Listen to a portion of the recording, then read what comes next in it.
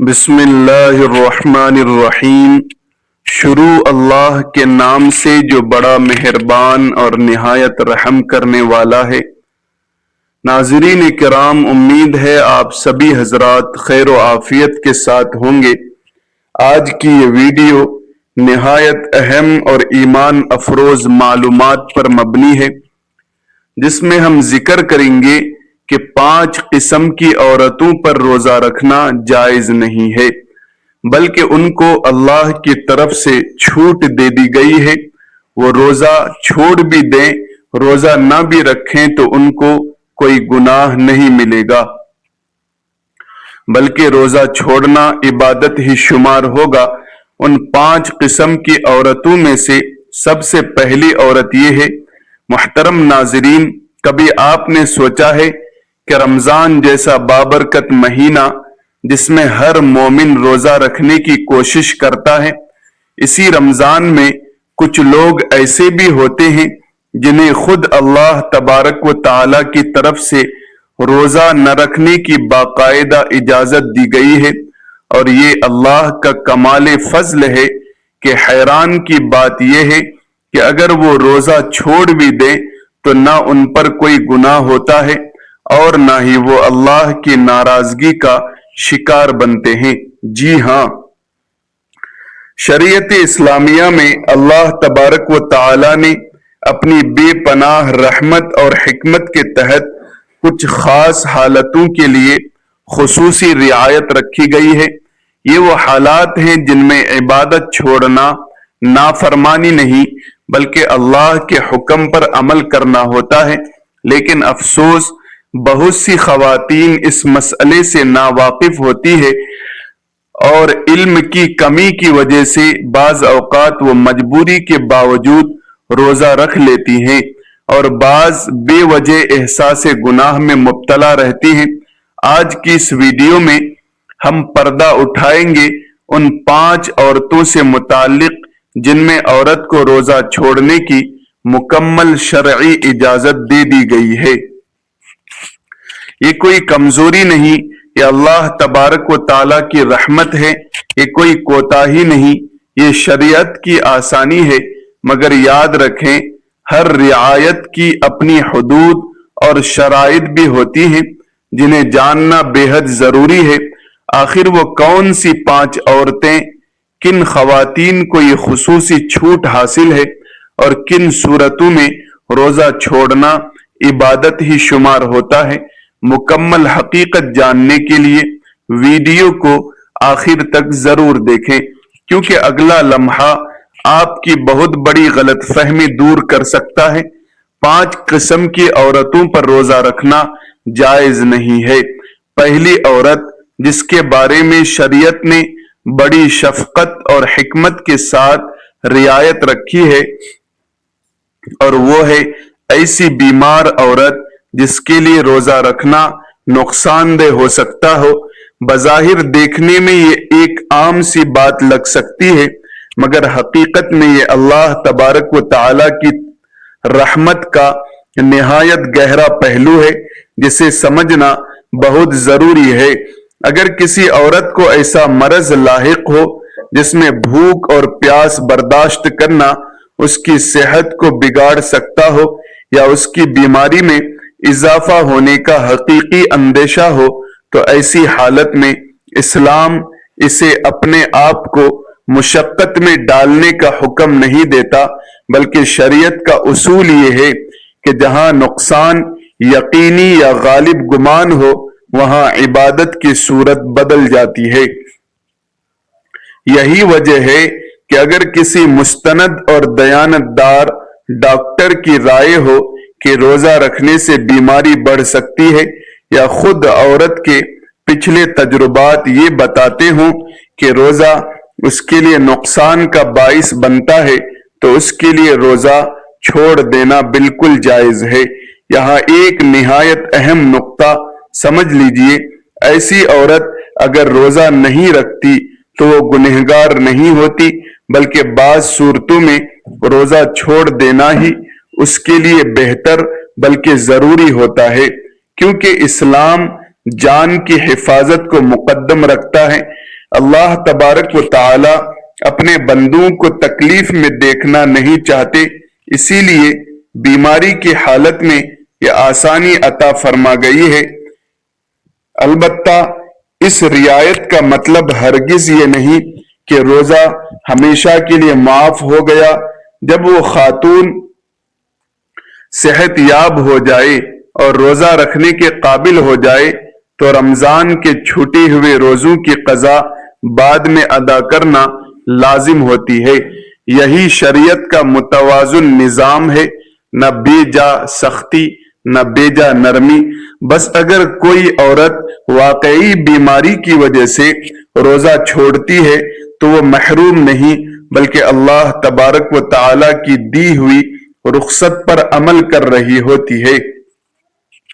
اور یاد رکھیں کہ اللہ تبارک و تعالی کی دی ہوئی رخصت کو قبول کرنا بھی بندگی ہی کی ایک صورت ہے۔ دوسری وہ عورت جس کے لیے شریعت نے نہایت نرمی اور ماں کی ذمہ داریوں کو سامنے رکھتے ہوئے خصوصی آسانی رکھی ہے، اور وہ ہے دودھ پلانے والی عورت جسے اپنے بچے کے لیے دودھ کم ہونے کا اندیشہ ہو۔ بظاہر یہ ایک معمولی خدشہ لگتا ہے، مگر شریعت کی نگاہ میں ایک معصوم جان کی ضرورت بہت بڑی اہمیت رکھتی ہے۔ سوچئے، ایک ماں اپنے ننھے بچے کی مکمل غذا کا واحد ذریعہ ہوتی ہے۔ اگر روزہ رکھنے کی وجہ سے اس کے جسم میں پانی اور غذائیت کی کمی ہو جائے تو اس کے نتیجے میں دودھ کم ہونے لگتے ہیں، تو سب سے پہلے اثر بچے پر پڑتا ہے۔ اسی لیے اسلام نے یہاں سختی نہیں بلکہ رحمت کا دروازہ کھولا ہے۔ اگر کسی دودھ پلانے والی ماں کو اپنے تجربے، جسمانی کمزوری یا قابل اعتماد ڈاکٹر کے مشورے سے یہ غالب گمان ہو جائے کہ روزہ رکھنے سے دودھ متاثر ہوگا اور بچے کی صحت کو نقصان پہنچ سکتا ہے، تو ایسی صورت میں اس کے لیے روزہ چھوڑ دینا بالکل جائز ہے۔ وہ چاہے تو اس رعایت سے فائدہ اٹھا سکتی ہے اور اس پر کوئی گناہ نہیں ہوگا۔ یہ بات بھی ذہن میں رہے کہ یہ چھوٹ سستی کے لیے نہیں، کاہلی کے لیے نہیں، بلکہ حقیقی ضرورت کے لیے ہے۔ اگر واقعی بچے کی غذائی ضرورت متاثر ہونے کا خدشہ ہو تب ہی یہ رخصت اختیار کی جاتی ہے، اور جب حالات بہتر ہو جائے، بچہ بڑا ہو جائے یا ماں خود کو روزے کے قابل محسوس کرے تو رمضان کے روزے چھوڑے ہوئے روزوں کی قضا بعد میں ادا کرنا ضروری ہوتی ہے۔ یہ ہے اسلام کا حسین توازن، جہاں ماں کی عبادت بھی محفوظ ہے اور بچے کا حق بھی ضائع نہیں ہونے دیا جاتا۔ لہذا اگر کوئی دودھ پلانے والی ماں مجبوری کے تحت روزہ مؤخر کرتی ہے تو وہ کسی کوتاہی میں نہیں بلکہ اللہ تبارک و تعالی کی عطا کردہ آسانی کو قبول کر رہی ہوتی ہے۔ اور یقین رکھیں، رب اپنے بندوں کی نیتوں کو خوب جانتا ہے۔ تیسری وہ خاتون ہے جس کے لیے شریعت نے خاص شفقت کے ساتھ آسانی رکھی ہے، اور وہ ہے حاملہ عورت جسے اپنی جان یا اپنے ہونے والے بچے کے لیے خطرہ محسوس ہو۔ یہ وہ نازک مرحلہ ہوتا ہے جہاں ایک نہیں بلکہ دو زندگیاں ایک جسم سے وابستہ اور جڑی ہوتی ہے۔ اسی لیے اسلام یہاں غیر معمولی حکمت کے ساتھ رہنمائی دیتا ہے۔ غور کیجئے، حمل کے دوران عورت کا جسم پہلے ہی اضافی بوجھ برداشت کر رہا ہوتا ہے۔ اگر روزہ رکھنے کی وجہ سے شدید کمزوری، پانی کی کمی، چکر یا کسی اور طبی پیچیدگی کا اندیشہ پیدا ہو جائے تو شریعت ایسی خاتون کو خود کو مشقت میں ڈالنے کا حکم نہیں دیتی، بلکہ جہاں حقیقی خطرہ ہو وہاں اللہ تبارک و تعالی نے واضح رعایت عطا فرمائی ہے۔ اگر حاملہ عورت کو اپنے ذاتی تجربے، جسمانی علامت یا کسی مستند ڈاکٹر کے مشورے سے یہ غالب گمان ہو جائے کہ روزہ رکھنے سے اس کی صحت متاثر ہو سکتی ہے یا بچے کی نقش نما پر برا اثر پڑ سکتا ہے تو ایسی صورت میں اس کے لیے روزہ چھوڑ دینا جائز ہے۔ یاد رکھیں یہ کمزوری نہیں ہے بلکہ اللہ تبارک و تعالی کی دی ہوئی رخصت سے فائدہ اٹھانا ہے۔ البتہ اس سہولت کا مطلب یہ نہیں کہ روزے ہمیشہ کے لیے معاف ہو گئے۔ جب وہ خاتون بچے کی پیدائش کے بعد اور صحت بحال ہونے پر خود کو روزہ رکھنے کے قابل پائے تو رمضان کے چھوٹے ہوئے روزوں کی قضا ادا کرنا لازم اور ضروری ہوتی ہے۔ چوتھی وہ عورت ہے جس کے بارے میں شریعت کا حکم نہایت واضح اور قطعی ہے اور وہ ہے حالت حیض میں موجودہ عورت۔ یہ وہ کیفیت ہے جو ہر بالغ عورت کی فطری زندگی کا حصہ ہے اور اسلام نے اس تباہی حالت کو پوری حکمت کے ساتھ مد نظر رکھا ہے۔ جب کسی عورت کو ماہواری شروع ہو جائے تو اس پر روزہ رکھنا جائز نہیں رہتا۔ یہاں اہم بات یہ ہے کہ یہ ممانعت کسی کمی یا محرومی کی وجہ سے نہیں بلکہ اللہ تبارک و تعالی کی طرف سے دی گئی ایک واضح شرعی ہدایت ہے۔ اس حالت میں جسم پہلے ہی ایک خاص جسمانی تبدیلی اور کمزوری سے گزر رہا ہوتا ہے، اسی لیے شریعت نے عبادت کے طریقے میں عارضی نرمی عطا فرمائی ہے۔ اگر کوئی عورت حیض کی حالت میں ہو یعنی حالت حیض میں روزہ رکھنے کی کوشش بھی کرے تو شرعی اعتبار سے وہ روزہ معتبر نہیں ہوتا، یعنی بظاہر بھوکا پیاسا رہنے کے باوجود اسے روزے کا ثواب حاصل نہیں ہوگا۔ اسی لیے فقہا نے وضاحت کی ہے کہ ایسی صورت میں روزہ رکھنا درست طریقہ نہیں ہے بلکہ حکم شریعت کے خلاف ہے۔ البتہ یہاں ایک اور پہلو سمجھنا نہایت ضروری ہے کہ حیض ختم ہونے اور پاکی حاصل ہونے کے بعد اس عورت پر رمضان کے چھوٹے ہوئے روزوں کی قضا رکھنا لازم اور ضروری ہوتی ہے، یعنی اسلام نے عبادت کو مکمل طور پر ساقط نہیں کیا بلکہ مناسب وقت تک مؤخر کیا ہے۔ یہی شریعت کا خوبصورت توازن ہے، نہ فطرت پر بوجھ نہ عبادت کی مکمل محرومی۔ یہ حکم واضح طور پر احادیث مبارکہ سے ثابت ہے اور امت کا اس پر اجماع ہے۔ لہذا اگر کوئی عورت حیض کے دنوں میں روزہ چھوڑ دیتی ہے تو وہ ہرگز گنہگار نہیں ہوتی بلکہ وہ عین شریعت پر عمل کر رہی ہوتی ہے۔ بس یاد رکھیں بعض اوقات عبادت چھوڑ دینا ہی اصل اطاعت ہوتی ہے اور حیض کے ایام میں وہ روزہ مؤخر کرنا دراصل اللہ تبارک و تعالی کے حکم کو ماننا اور حکم کو سر تسلیم خم کرنا ہے، تو خود ایک بڑی بندگی ہے۔ پانچویں وہ عورت ہے جس کے لیے شریعت نے ماں بننے کے نازک مرحلے کو سامنے رکھتے ہوئے خصوصی رعایت رکھی ہے اور وہ ہے نفاس والی عورت، یعنی وہ عورت جسے بچے کی پیدائش کے بعد خون آ رہا ہو۔ یہ وقت عورت کی جسمانی کمزوری اور بحالی کا مرحلہ ہوتا ہے، اسی لیے اسلام یہاں غیر معمولی آسانی عطا کرتا ہے۔ ولادت کے بعد آنے والا خون نفاس کہلاتا ہے۔ جب تک یہ کیفیت جاری رہے اس دوران عورت پر روزہ رکھنا جائز نہیں ہوتا۔ شریعت کا اصول یہاں بالکل واضح ہوتا ہے کہ نفاس کی حالت میں عبادت کا طریقہ وقتی طور پر بدل جاتا ہے۔ اگر کوئی عورت اس مدت میں روزہ رکھنے کی کوشش بھی کرے تو وہ روزہ شرعاً معتبر نہیں ہوتا، یعنی اسے روزے کا ثواب حاصل نہیں ہوگا۔ یہ حکم دراصل اللہ تبارک و تعالیٰ کی رحمت کا مظہر ہے، کیونکہ بچے کی پیدائش کے بعد عورت کا جسم شدید کمزوری، تھکن اور اندرونی تبدیلیوں سے گزر رہا ہوتا ہے، ایسے وقت میں اسے بھوک اور پیاس کی اضافی مشقت میں ڈالنا اسلام کا مقصد نہیں ہے۔ اسی لیے شریعت نے ماں کی صحت اور بحالی کو مقدم رکھا ہے۔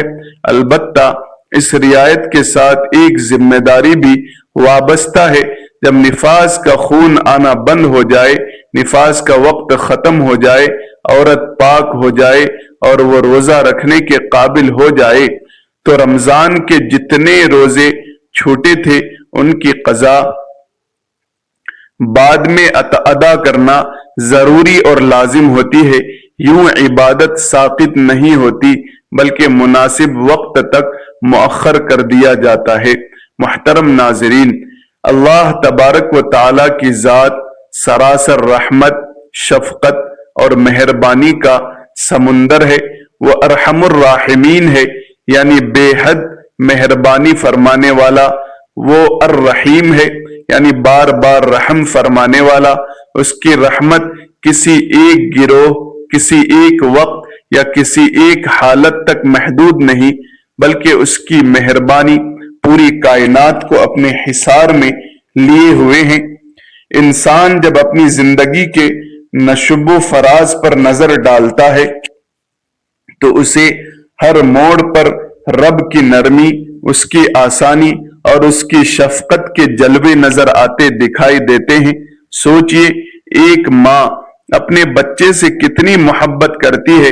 وہ راتوں کو جاگتی ہے، اپنی نیند کو قربان کرتی ہے، اپنی خواہشیں چھوڑ دیتی ہے، مگر اپنے بچے کو تکلیف میں نہیں دیکھ سکتی۔ لیکن ہمارے رب کی محبت اس سے بھی کہیں زیادہ ہے۔ احادیث میں آتا ہے کہ اللہ تبارک و تعالی اپنے بندوں پر ماں سے بھی بڑھ کر رحم فرمانے والا ہے، یعنی وہ محبت جسے ہم دنیا میں سب سے بڑی محبت سمجھتے ہیں، رب کی رحمت اس سے بھی بڑھ کر ہے، بلکہ کئی گنا بڑھ کر اور زیادہ وسیع ہے اور گہری بھی ہے۔ اللہ تبارک و تعالی ہرگز نہیں چاہتا کہ اس کے مخلوق بیجا پریشانی میں پڑے، نہ وہ اپنے بندوں کو ایسی مشقت میں دیکھنا پسند کرتا ہے جو ان کی طاقت سے باہر ہو۔ اسی لیے دین اسلام میں جگہ جگہ آسانیاں رکھی گئی ہیں۔ جہاں طاقت ہو وہاں حکم ہے، جہاں مجبوری ہو وہاں رعایت ہے۔ یہ توازن کسی انسانی سوچ کا نتیجہ نہیں بلکہ رب رحیم کی حکمت کا مظہر ہے۔ پھر جب ماہ رمضان آتا ہے تو گویا آسمانوں سے رحمتوں کی بارش شروع ہو جاتی ہے۔ یہ وہ مہینہ ہے جسے برکتوں، مغفرتوں اور رحمتوں کا موسم کہا جاتا ہے۔ اس مہینے میں نیکی کا اجر کئی گنا بڑھا دیا جاتا ہے، گناہوں کی معافی کے دروازے کھول دیے جاتے ہیں اور بندوں کو اپنے رب کے قریب آنے کے بے شمار مواقع فراہم کیے جاتے ہیں۔ ہر طرف رحمت کا نزول ہو رہا ہوتا ہے، ہر لمحہ بخشش کی ہوائیں چل رہی ہوتی ہے۔ لیکن یہاں رب کی رحمت کا ایک اور حسین پہلو سامنے آتا ہے۔ اللہ تبارک و تعالیٰ نے اس بابرکت مہینے میں بھی اپنی بندیوں کو نہیں بھلایا۔ اس نے عورتوں پر یکساں بوجھ نہیں ڈالا، نہ ان کی فطری حالتوں کو نظر انداز کیا، بلکہ اپنی کامل حکمت اور شفقت کے ساتھ ان کے لیے خصوصی رعایتیں مقرر فرمائی۔ جہاں روزہ ان کے لیے نقصان دہ ہو سکتا ہے، وہاں اللہ تبارک و تعالیٰ نے فرمایا تم پر جبر نہیں، تم پر آسانی ہے۔ یہی تو رب کی رحمت ہے، وہ عبادت بھی چاہتا ہے مگر بندے کی ٹوٹ پھوٹ نہیں چاہتا، وہ قربت بھی چاہتا ہے مگر بندے کی تکلیف کے بدلے نہیں۔ اس لیے بیماری، حمل، دودھ پلانے، حیض و نفاس جیسی حالتوں میں عورتوں کو روزہ مؤخر کرنے کی اجازت دی گئی ہے۔ یہ محرومی نہیں، یہ اللہ تبارک و تعالیٰ کی طرف سے محبت بھرا تحفہ ہے۔ یہ کمی نہیں، یہ رب تعالیٰ کی خاص نظر کرم ہے۔ حقیقت یہ ہے کہ اللہ تبارک و تعالیٰ اپنے بندوں سے سختی نہیں بلکہ آسانی چاہتا ہے۔ وہ چاہتا ہے کہ اس کی مخلوق سکون میں رہے، تندرست رہے اور اس کی عبادت محبت اور اطمینان کے ساتھ کرے۔ اگر وہ چاہتا تو کسی کو بھی کوئی رعایت نہ دیتا، مگر اس کی صفت ہی رحمت ہے، اس کی شان ہی نرمی ہے، اس کا انداز ہی شفقت ہے۔ لہذا جب کوئی عورت اپنی مجبوری کی حالت میں روزہ کو مؤخر کرتی ہے تو اللہ تبارک و تعالی سے دور نہیں ہو رہی ہوتی، بلکہ وہ اسی رب کی دی ہوئی اجازت کو قبول کر رہی ہوتی ہے جو اپنی مخلوق سے 70 ماؤں سے بڑھ کر محبت کرتا ہے۔ رمضان کی یہ رحمتیں ہمیں یہ سبق دیتی ہے کہ ہمارا رب ہمیں تھکانا نہیں چاہتا، وہ ہمیں سنبھالنا چاہتا ہے، وہ ہمیں آزمانا نہیں چاہتا، وہ ہم پر رحمت نچھاور کرنا چاہتا ہے۔ اللہ پاک کا ایک خوبصورت نام الرؤوف ہے، جس کا مطلب ہے نہایت مہربان اور نرمی کرنے والا، جو اپنے بندوں کی ہر مشکل میں آسانی پیدا فرماتا ہے۔ ناظرین کرام، رب تعالی سے دعا ہے کہ اللہ کے احکامات پر صحیح عمل کرنے کی توفیق عطا فرمائے، روزہ رکھنے کی توفیق عطا فرمائے۔ جو بیمار ہیں اللہ پاک ان کو شفا عطا فرمائے، جو مائیں اور بہنیں پریشان حال ہیں اللہ پاک ان کی پریشانی کو دور فرمائے۔ امید ہے ویڈیو اچھی لگی ہوگی۔ ویڈیو کو لائک کریں، سبسکرائب کریں، بیل آئیکن کو دبا دیں، احباب تک شیئر کریں۔ کمنٹ باکس میں اللہ کے 99 ناموں میں سے کوئی ایک نام ضرور لکھیں۔ جزاکم اللہ خیرن کثیرا۔ السلام علیکم ورحمۃ اللہ وبرکاتہ۔